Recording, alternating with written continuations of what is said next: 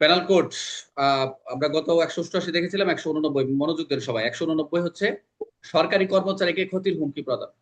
একটু মনোযোগ দেবেন সবাই, বুঝতে পারছে, একটু স্লো হয়ে যাইতে হবে আবার। আমরা যত আমরা যে প্যানাল কোডে সর্বশেষ দিকে হুমকি সংক্রান্ত যে বিষয়গুলো রয়েছে, এটা কিন্তু ওই হুমকি কিন্তু ওইটাও আপনার ক্ষেত্রেও হতে পারে, সবার ক্ষেত্রেই হবে এটা। যেহেতু অনেক বলা হয়েছে ক্রিমিনাল ইন্টিমিডেশন, হুমকি, ভয়ভীতি।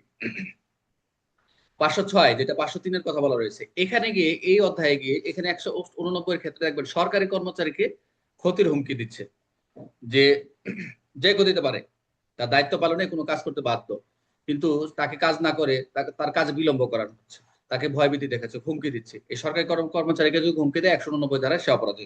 অর্থাৎ এটা যদি আমরা স্টাডি করে পাই, যদি কোনো ব্যক্তি সরকারি কর্মচারীকে তার সরকারি কর্মচারী তার সরকারি কর্মচারীকে এমন কোনো ব্যক্তিকে যার প্রতি ওই সরকারি কর্মচারীর আগ্রহ বা সম্পর্ক আছে, বা ক্ষতি করার হুমকি দেয়, ক্ষতি করার হুমকি দেয়, তাই সে, যদি সে সরকারি কর্মচারী হয়, সেই ক্ষেত্রে তার সরকারের দায়িত্ব পালন কোনো কাজ করতে বাধ্য হয়, অথবা কোনো কাজ না করে, অথবা কোনো কাজ বিলম্ব করে, এই, তাহলে সে 189 অনুযায়ী কি হবে? অপরাধ হবে। এক কথা হচ্ছে সরকারি কর্মচারী হুমকি দিলে 189, শাস্তি হচ্ছে সর্বোচ্চ 2 বছর কারাদণ্ড, জরিমানা, উভয় দণ্ড।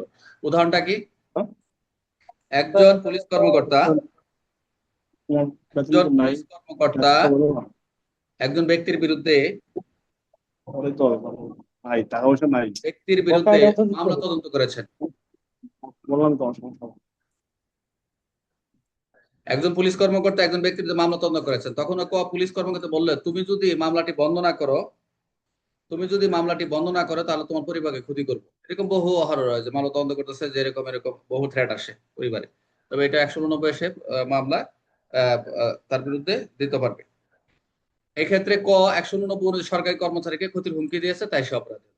সরাসরি এভাবে দিতে পারে যে একজন পুলিশ কর্মকর্তা একজন ব্যক্তির বিরুদ্ধে মামলা তদন্ত করেছেন, তখন সেই পুলিশ কর্মকর্তা বলে যে তুমি যদি মামলা বন্ধ না করো তাহলে তোমাকে পরিবার ক্ষতি করবো। সাদ্দাম কোথায়?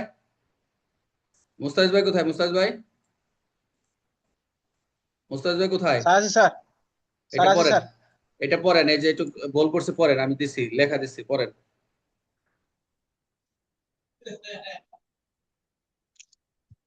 একজন পুলিশ কর্মকর্তা একজন ব্যক্তির বিরুদ্ধে মামলা তদন্ত করছেন। স্যার শোনা যাচ্ছে স্যার? হ্যাঁ, বলেন বলেন। মামলা তদন্ত করছেন, আচ্ছা। তখন সেই পুলিশ কর্মকর্তাকে বলে যে তুমি যদি এই মামলাটি বন্ধ না করো তাহলে তোমার বিচারকের তোমার পরিবারকে ক্ষতি করব। আস্তে আস্তে, ধারা কত হবে এটার?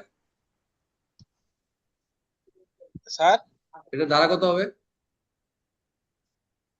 ক্ষতি স্যার, হুমকি প্রদানের এটা স্যার 189 স্যার। বই দেখলেন কে? এই যে কেবল বই দেখলেন স্যার, কে? বই দেখলেন কেন? না স্যার এনুকে দেখা যাচ্ছে স্যার এখানে আমি স্যার। আমি কিন্তু ক্লাস, আমার আমার কন্ট্রাক্টটা কিন্তু সবার প্রতি। আমি মনে করি না যে আমি দেখে দিয়ে পড়তেছে, আমি কয়েকবার এগুলো পড়তে পড়তে এগুলো আমার মোটামুটি আইডিয়া চলে আসছে। কিন্তু আমি কিন্তু সবার দিকে তাকায় আছি যে কেরা কি করতেছে, কেরা দেখা যাচ্ছে, কেরা কথা হইতেছে, এখানে সব দোকান দেখা যায়, কে নিচের দিকে তাকায় আছে, সব দেখা যাচ্ছে এখান থেকে, আমি দেখতে পাচ্ছি। বুঝতে পারছেন? আপনাদের এই পারমিশন দিলে আপনারা তো দেখতে পাচ্ছেন। তো খেয়াল করবেন, আমি তো এই মতো পড়াচ্ছি, আপনি আবার দেখবেন কেন? আমি পড়াচ্ছি তো 190, ডাইরেক্ট বলে ফেলবেন 1 সেকেন্ড 190। আপনি আমার প্রতিদিন ফোন দিবেন, প্রতিদিন সকালে একবার করে ফোন দিবেন, ঠিক আছে? সকালবেলা ফোন দিবেন। আচ্ছা, তাহলে আমরা কোন সরকারি কর্মচারীকে যদি হুমকি প্রদান করে, তাহলে এই 189 ধারা অনুযায়ী সে অপরাধী হবে। অর্থাৎ 189 কোন অপরাধের সম্পর্কিত? অবশ্যই অবশ্যই অবশ্যই সরকারি কর্মচারী ক্ষতির হুমকি দেওয়ার অপরাধ। সর্বোচ্চ 189 ধারা সর্বোচ্চ শাস্তি আমরা কত দেখলাম? সেটা হচ্ছে আমরা দেখছি 2 বছর কারাদণ্ড। আর 189 অনুযায়ী হুমকির উদ্দেশ্যে কি হতে পারে?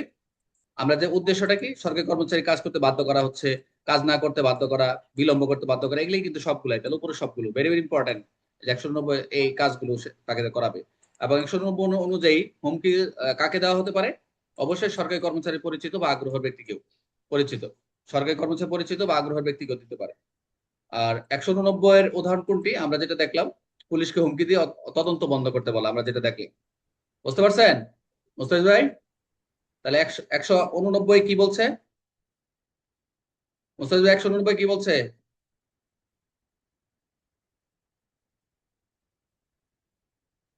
মেলায় আছে সরকারি কর্মচারী সরকারি কাজে বাধা দেন স্যার। কি হয়েছে? মানে ক্লাসটা আজকে 189 মানে ক্লাসটা আজকে মনে হচ্ছে মানে অ্যাটেনশন নাই কারো, মানে পড়াচ্ছে হুমকি বলতে সরকারি কর্মচারীর বাধা দেন, তালিম কি করলো? স্যার, হ্যাঁ, সরকারি কর্মচারী হুমকি প্রদানের বাধা বাধা করা দণ্ড প্রদান করার দণ্ড স্যার। হুমকি প্রদান আর বাধা প্রদান এটা আলাদা হয়ে গেল না? শব্দ আলাদা হইলো না? না বাধা হুমকি